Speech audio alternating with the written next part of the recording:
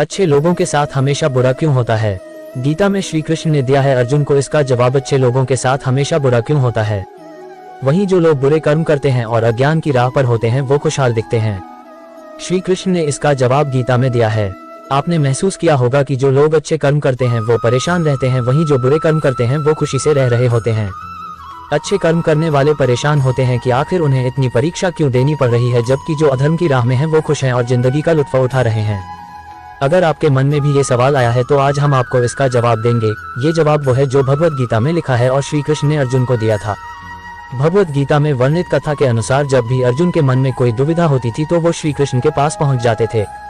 एक बार की बात है, अर्जुन भगवान श्री कृष्ण के समीप आकर कहा कि वो दुविधा में है और इसका जवाब वो श्री कृष्ण से चाहते हैं। श्री कृष्ण ने पूछा कि क्या सवाल है। अर्जुन ने कहा, मुझे ये जानना है कि अच्छे लोगों के साथ हमेशा बुरा ही क्यों होता है, वहीं बुरे लोग खुशहाल दिखते हैं। अर्जुन के मुंह से ऐसी बातें सुनकर श्री कृष्ण मुस्कुराए और कहा, मनुष्य जैसा सोचता है और महसूस करता है वैसा कुछ नहीं होता है, बल्कि अज्ञानता की वजह से वो सच्चाई नहीं समझ पाता है। अर्जुन उनकी ये बात समझ नहीं पाए। इसके बाद श्री कृष्ण ने क्या कहा वो जानते हैं। श्री कृष्ण ने अर्जुन से कहा, पार्थ मैं तुम्हें एक कथा सुनाता हूँ, उसे सुनकर तुम समझ जाओगे कि हर प्राणी को उसके कर्म के हिसाब से ही फल मिलता है। प्रकृति हर किसी को अपनी राह चुनने का मौका देती है। अब वो मनुष्य की इच्छा पर निर्भर करता है कि उसे धर्म की राह चुननी है या अधर्म की। कथा शुरू करते हुए श्री कृष्ण ने कहा, एक नगर में दो पुरुष रहा करते थे। एक पुरुष व्यापारी था जिसके जीवन में धर्म की बहुत महत्ता थी। वो पूजा पाठ में यकीन रखता था। वो हर रोज मंदिर जाता था और दान धर्म भी करता था और हर रोज भगवान की पूजा करता था। वहीं दूसरा पुरुष बिल्कुल विपरीत था। वो हर रोज मंदिर तो जाता था लेकिन पूजा करने नहीं, बल्कि मंदिर के बाहर से जूते चप्पल चुराने। उसे दान और धर्म से कोई लेना देना नहीं था। समय बीतता गया और एक दिन बहुत जोर की बारिश हो रही थी। इस वजह से मंदिर में पुजारी के अलावा कोई नहीं था। ये बात जब दूसरे पुरुष को पता चली तो उसने कहा कि ये सही मौका है मंदिर का धन चुराने का। पंडित से नजर बचाकर उसने मंदिर का सारा धन चुरा लिया। उसी समय धर्म कर्म में विश्वास रखने वाला व्यक्ति भी मंदिर पहुंचा। दुर्भाग्य से मंदिर के पुजारी ने उसे ही चोर समझ लिया और चिल्लाने लगे। वहां लोग एकत्र हो गए और उसे बहुत मारा। किसी तरह वो बचते बचाते वहां से निकला तो दुर्भाग्य ने उसका साथ वहां भी नहीं छोड़ा। मंदिर के बाहर वो एक गाड़ी से टकरा गया और घायल हो गया। फिर वो व्यापारी लंगड़ाते हुए घर जाने लगा तो रास्ते में उसकी मुलाकात उस पुरुष से हुई जिसने मंदिर से धन चुराया था। उसने कहा, आज तो मेरी किस्मत चमक गई, एक साथ इतना सारा धन मिल गया।